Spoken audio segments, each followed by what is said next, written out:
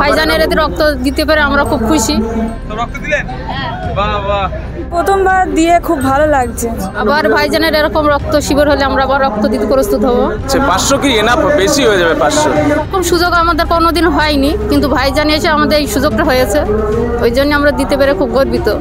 সোনপুর বাজার যখন হয়েছিল তখন দিয়েছিলাম। আবার আজকে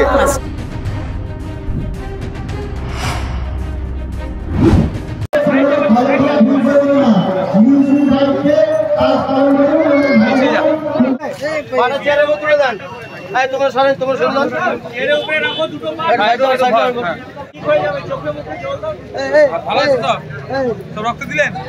বাহ বাহ, ঠিক আছে। ইভেন এটাও আজকে স্টেজ থেকে বলেছি, তৃণমূল কংগ্রেস যদি 90 দিন পরে এখানে রক্তদান শিবির করে, আমাদের নেতৃত্বরা দায়িত্ব নিয়ে এই তৃণমূল কংগ্রেসের রক্তদান শিবিরে আমরা রক্ত দেব। কারণ রক্তের জাত ধর্ম বর্ণ যেমন হয় না, রক্তের রাজনৈতিক পরিচয় হওয়াটা অনুচিত।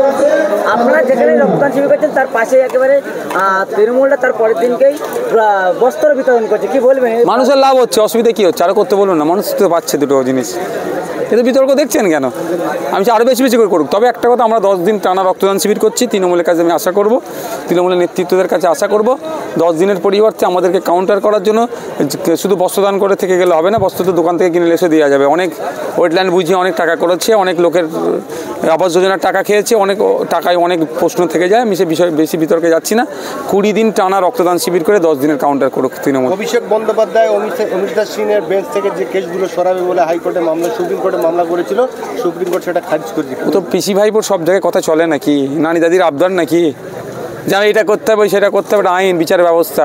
দেশের প্রধানমন্ত্রী জেলে গিয়েছিল, মুখ্যমন্ত্রী জেলে মারা গিয়েছে, উপমুখ্যমন্ত্রী জেলে আছে, আরও কটা মুখ্যমন্ত্রী যাই জেলে বা মন্ত্রীরা যাই জেলে। দেখুন, আইনের ঊর্ধ্বে কেউ না। দেশের আইন বিচার ব্যবস্থা এত শক্তিশালী, নানি দাদির গল্প করলে কেন হবে না? রাজ্য 6.5 লক্ষ কোটি হাজার টাকা দেনা আছে, পার মান্থ 5,000 কোটি টাকা সুদ দিতে হয়। সেই হিসেবে দেখা যাচ্ছে 556 কোটি টাকা শুধু রাজ্য সরকারের মানে যে দেনা আছে, সেই দেনা পার মানে মাথা পিছু দিতে হয়। কী বলবেন?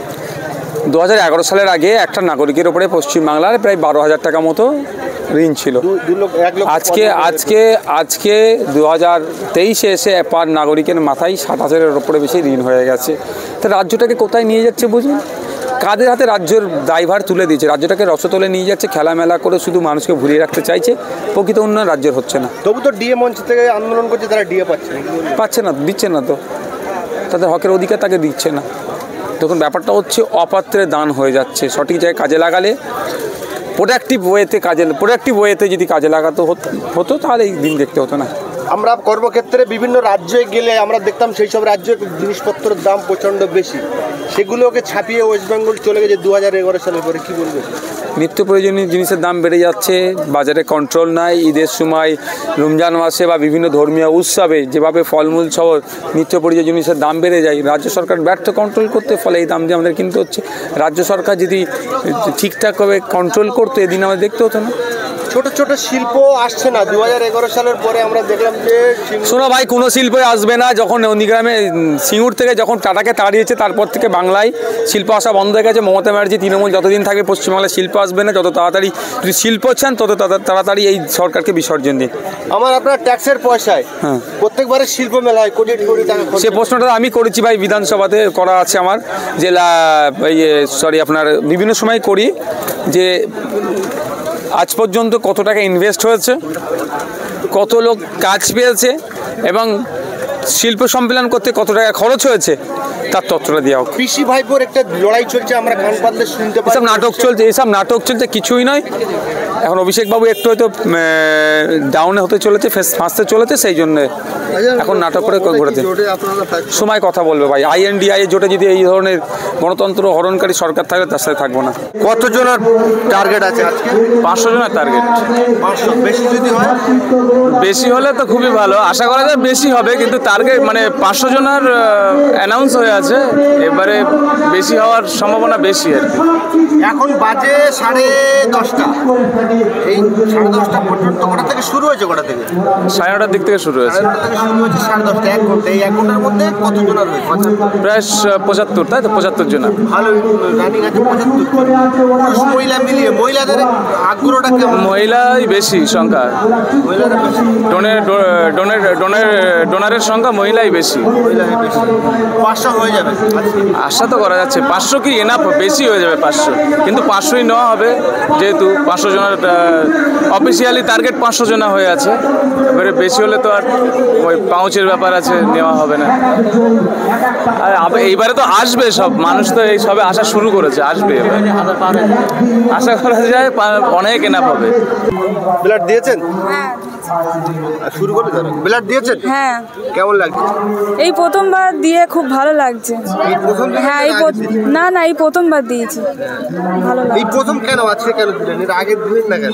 না, এই মানে শরীর অসুস্থর কারণে দিতে পারিনি। আজকে দিয়েছেন সুস্থভাবে? হ্যাঁ, সুস্থভাবে আজকে দিতে কি পেরেছি। নাম আপনার? নাফিসা। আপনিও দিয়েছেন blood? হ্যাঁ এই প্রথম রক্ত দিয়েছি। এই প্রথম দিলেন? হ্যাঁ প্রথম দিয়েছি, কেমন লাগছে দিয়ে? কেমন খুব লাগছে? ভালো লাগছে। ভালো লাগছে। হ্যাঁ ভাইজানের এদের রক্ত দিতে পেরে আমরা খুব খুশি। আবার এরকম হ্যাঁ আবার ভাইজানের এরকম রক্ত শিবির হলে আমরা আবার রক্ত দিতে প্রস্তুত হব।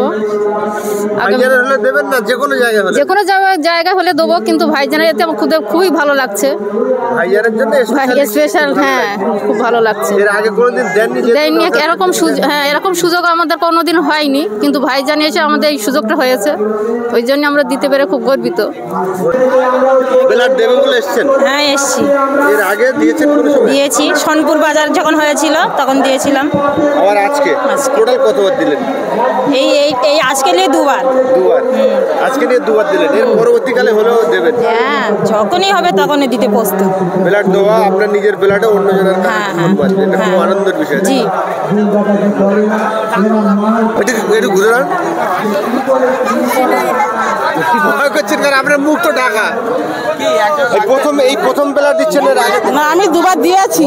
দুবার দিয়েছেন? দিয়েছি দুবার। আজকে আবার এসছেন? এসছি। আপনার বাড়ি কোন জায়গায়? আমার বাড়ি ঘটকপুর।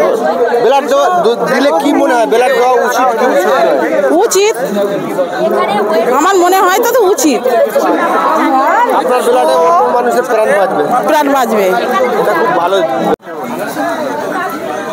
দাঁড়িয়ে রয়েছে, দেখো মামার কাছে রক্ত দিতে হবে।